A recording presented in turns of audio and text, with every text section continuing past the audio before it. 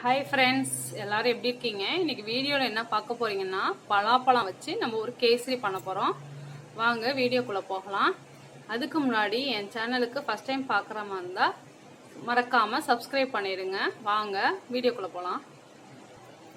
Case பற்ற வச்சாச்சு. ஒரு பேன் வச்சுருக்கேன். இப்போ கொஞ்சம் நெய் சேர்த்துக்கலாம். நெய் ஒரு ஸ்பூன் ஊற்றிருக்கேன். இதில் நம்ம முந்திரி திராட்சையை நம்ம வறுத்துக்கலாம். ஏற்கனவே நான் ரவை வறுத்து வச்சுட்டேன். நல்லா ப்ரௌனா வர முடிக்கும் நம்ம வறுத்துக்கலாம்.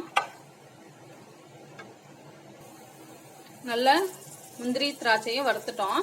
இப்போ நான் ஒரு கப் பலாப்பழத்தை இந்த மாதிரி கட் பண்ணி வச்சிருக்கேன். அதையும் நம்ம சேர்த்துக்கலாம். அதையும் நல்லா வதக்கிக்கலாம்.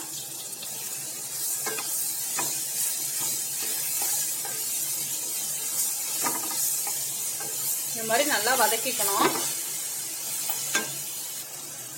பலாப்பழம் நல்லா வதக்கியாச்சு. இப்போ 3 கப் தண்ணி சேர்த்துக்கலாம்.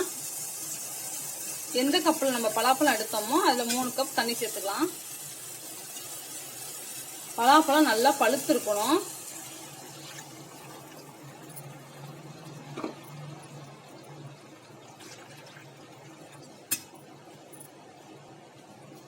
தண்ணி நல்லா கொதிக்கட்டும். அதில் கொஞ்சம் நம்ம கேசரி பவுடர் கலந்துக்கலாம்.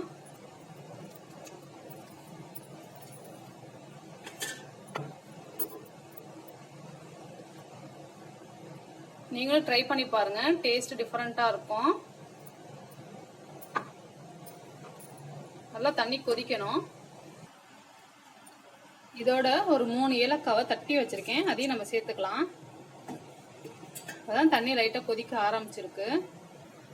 தண்ணி கொதிக்க ஆரம்பிச்சிருச்சு. நம்ம இப்போ 1/2 கப் ரவையை நம்ம சேர்க்கிறோம்.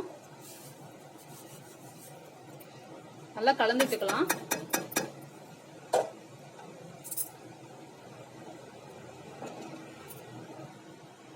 நல்லா கைவிடாம நம்ம கிளறிக்கிட்டே இருக்கலாம்.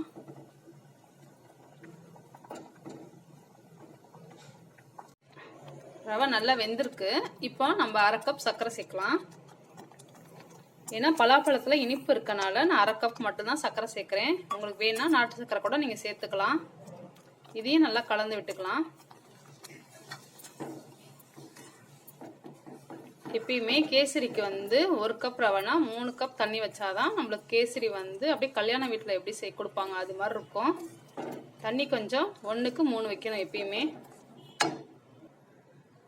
சர்க்கரை நல்லா கரைஞ்சிருச்சு. இன்னும் கொஞ்சம் தண்ணியா இருக்கு. இன்னும் ஒரு 5 நிமிஷத்துல நம்மளுக்கு கேசரி சூப்பரா ரெடி ஆயிரும். தண்ணியெல்லாம் இருகுனதுக்கு அப்புறம் நம்ம பார்க்கலாம். கடைசியா இன்னும் கொஞ்சம் நெய் சேர்க்கலாம்.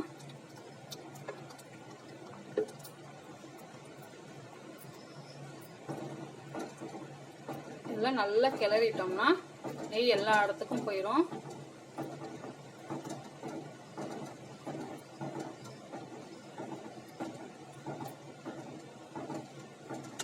பார்க்கவே சூப்பரா இருக்குல்ல?